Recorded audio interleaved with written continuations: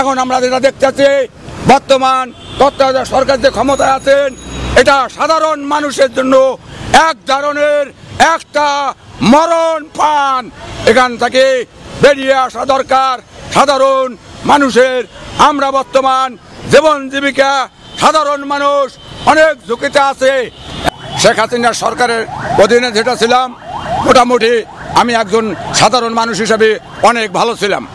এখন আমি যেটা লক্ষ্য করতে দেখছি বর্তমান সরকার প্রধান যে ক্ষমতায় আছেন আমরা তার কাছে আমরা পুরোপুরি স্বাধীনতা ভোগ করতে পারছি না।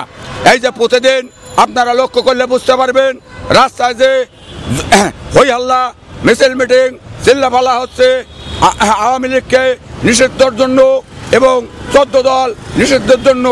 এটা আমি মনে করব একজন সাধারণ মানুষের গণতান্ত্রিক অধিকার থেকে দূরে রাখার একটা পরিকল্পনা। আপনারা বলতে পারেন যদি শেখ হাসিনার সরকার তাদের দলে থাকা কিছু নেতাকর্মীর অপরাধ থাকে তার বিচার হইতে পারে। 14 দলে যদি কোনো অপরাধী নেতাকর্মী থাকে তার বিচার হইতে পারে।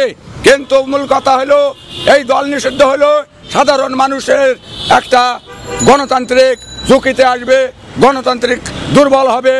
আমি বর্তমান যেটা লক্ষ্য করলে বুঝতে পারলাম আমরা কিছুদিন আগে বিএনপির ফাঁদে পা রাখছিলাম, তারপরে পা রাখলাম শেখ হাসিনার সরকারের। এখন আমরা যেটা দেখতেছি বর্তমান তত্ত্বাবধায়ক সরকার যে ক্ষমতায় আছেন এটা সাধারণ মানুষের জন্য এক ধরনের একটা মরণ পান। এখান থেকে বেরিয়ে আসা দরকার সাধারণ মানুষের। আমরা বর্তমান জীবন জীবিকা সাধারণ মানুষ অনেক ঝুঁকিতে আছে।